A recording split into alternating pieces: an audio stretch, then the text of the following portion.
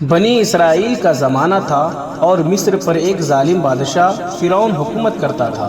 وہ نہایت مغرور اور ظالم تھا، یہاں تک کہ اس نے خود کو خدا کہنا شروع کر دیا تھا۔ اس نے خواب دیکھا کہ بنی اسرائیل میں ایک لڑکا پیدا ہوگا جو اس کی حکومت کے خاتمے کا سبب بنے گا۔ اس خوف سے اس نے حکم دیا کہ بنی اسرائیل میں پیدا ہونے والے تمام لڑکوں کو قتل کر دیا جائے اور صرف لڑکیوں کو زندہ چھوڑا جائے۔ اسی زمانے میں حضرت موسیٰ علیہ السلام پیدا ہوئے۔ اللہ تبارک و تعالیٰ نے ان کی والدہ کے دل میں ایک خیال ڈالا کہ بچے کو ایک صندوق میں رکھ کر دریا میں بہا دیا جائے۔ یہ فیصلہ بہت مشکل تھا، لیکن یہ اللہ رب العزت کا حکم تھا۔ صندوق بہتا ہوا نیل ندی کے ذریعے فرعون کے محل تک جا پہنچا۔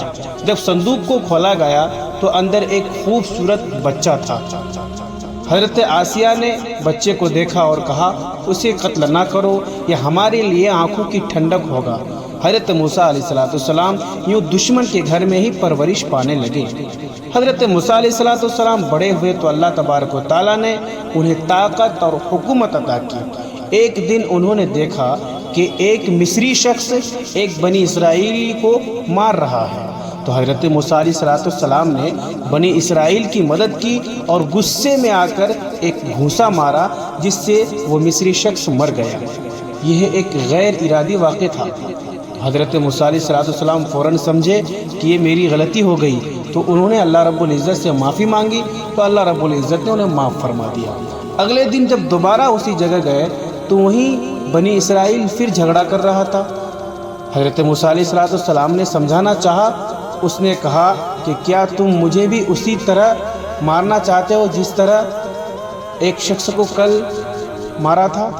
اب راز کھل گیا اور فرعون کے دربار تک خبر پہنچ گئی۔ فرعون نے حضرت موسیٰ علیہ السلام کو قتل کرنے کا حکم دیا۔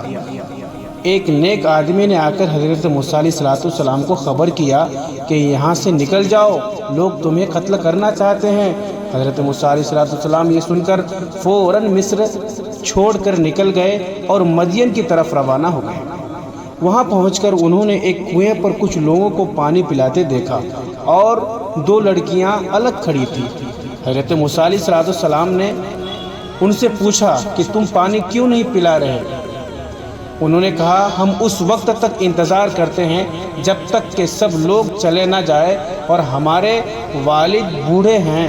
حضرت موسیٰ علیہ السلام نے ان کی مدد کی اور ان کی جانوروں کو پانی پلا دیا، اور وہ لڑکیاں اپنے گھر گئے اور اپنے والد کو سارا واقعہ بتایا۔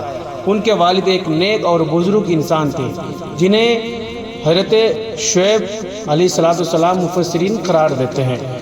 انہوں نے حضرت موسیٰ علیہ السلام کو اپنے گھر بلایا اور حضرت موسیٰ علیہ السلام آئے تو انہوں نے اپنی پوری کہانی سنائی۔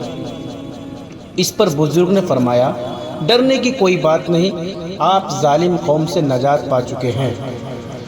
ان دو لڑکیوں میں سے ایک نے اپنے والد سے کہا، ابا جان، انہیں نوکر رکھ لیجئے، یہ مضبوط اور امانت دار ہیں۔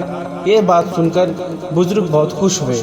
انہوں نے حضرت موسیٰ علیہ السلام کو ایک پیشکش دی، میں چاہتا ہوں کہ اپنی ایک بیٹی کا نکاح آپ سے کر دوں، اس شرط پر کہ آپ 8 سال تک میری خدمت کریں، اور اگر 10 سال پورے کریں تو یہ آپ کی طرف سے احسان ہوگا۔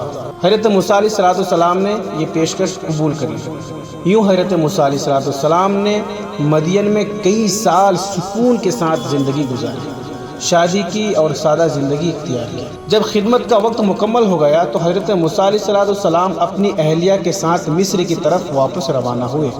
راستے میں طرف آگ نظر آئی۔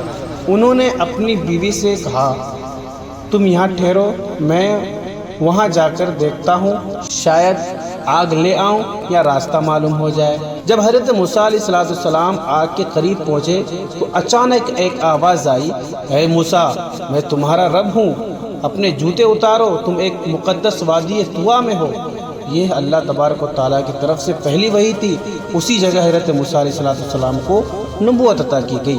اللہ تبارک و تعالیٰ نے فرمایا، میں نے تمہیں منتخب کیا ہے